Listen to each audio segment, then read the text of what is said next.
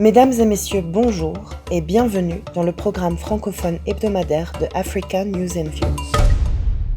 Le président sud-africain Cyril Ramaphosa a déclaré que l'Afrique doit être mieux représentée au sein du Conseil de sécurité des Nations Unies. Il s'est exprimé devant l'Assemblée générale de l'Organisation internationale à l'occasion du 75e anniversaire des Nations Unies. Le président sud-africain, qui assure actuellement la présidence tournante de l'Union africaine, a milité pour un Conseil de sécurité réformé et inclusif pour résoudre certains conflits les plus anciens. Cyril Ramaphosa a également évoqué les conséquences de la pandémie de coronavirus sur les économies africaines. En effet, les budgets dédiés aux projets de développement ont dû être alloués à la lutte contre le virus. Enfin, le chef d'État sud-africain a souligné l'importance d'opérer une action rapide contre le racisme en rappelant l'ampleur qu'a pris le mouvement Black Lives Matter durant cette année 2020. Nouveau contretemps pour l'ECO, la monnaie unique pour l'Afrique de l'Ouest. Mardi 8 septembre, les chefs d'État de la CEDEAO ont fait part de leur intention de différer son lancement à une date indéterminée et d'établir une nouvelle feuille de route. Initialement prévu pour juillet 2020, ce projet avait d'abord été retardé par certaines critiques du Nigeria avant d'être affecté par la pandémie de coronavirus. Lors du sommet de Niamey, le président nigérian a réitéré son inquiétude quant à la décision des pays francophones de la région de remplacer le franc CFA par l'ECO avant le reste des États membres. L'Assemblée nationale centrafricaine a adopté le 23 septembre un projet de loi qui donne à l'autorité nationale des élections plus de temps pour tenter de mener à bien l'enrôlement des électeurs qui avaient pris du retard. Majorité présidentielle et opposition sont tous tombés d'accord pour reconnaître que la convocation des électeurs ne pouvait plus avoir lieu le 27 septembre, c'est-à-dire cette semaine, au risque de mettre en danger tout le processus électoral. Le projet a donc été adopté aux plus grandes dames de l'opposition, qui continue d'exiger une concertation nationale en assurant que l'ANE court droit à l'échec. Les liaisons maritimes ont repris entre Dakar et le sud du pays.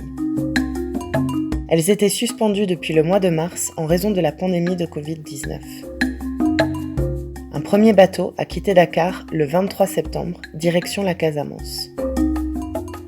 C'est un soulagement pour les passagers comme pour les commerçants. La frontière terrestre restant fermée avec la Gambie pour les particuliers, ils devaient donc tous ces derniers mois faire un long et coûteux trajet par la route.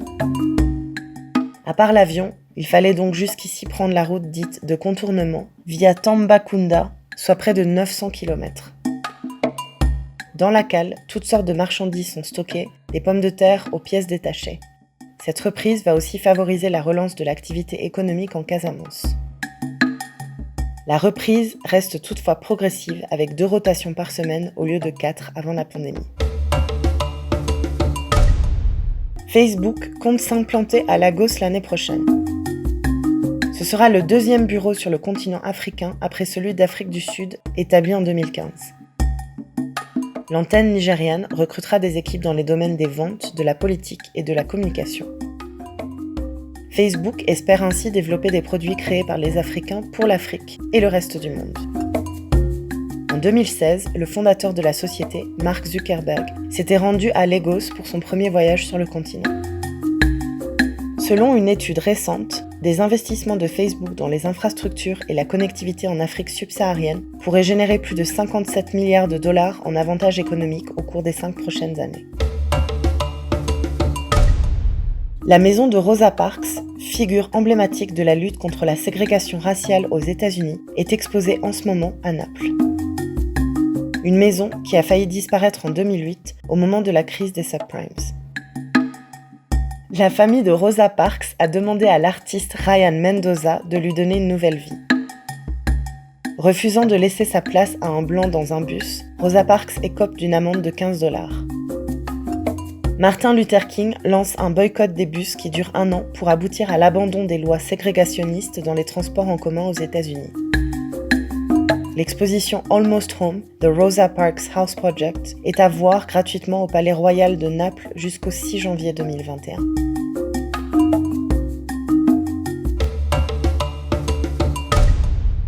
2 villes sont en lice pour accueillir la grand-messe du cyclisme mondial, Tanger et Kigali. C'est ce qu'a annoncé l'Union cycliste internationale ce samedi lors de la présentation du championnat du monde de 2021 à Louvain. La décision ne tombera toutefois que l'année prochaine, l'instance suprême du cyclisme n'ayant pas été en mesure de visiter les 2 sites en raison de la pandémie de Covid-19. Un rendez-vous est donc pris pour l'année prochaine pour désigner la ville hôte de ce championnat du monde de cyclisme, une première sur le continent africain.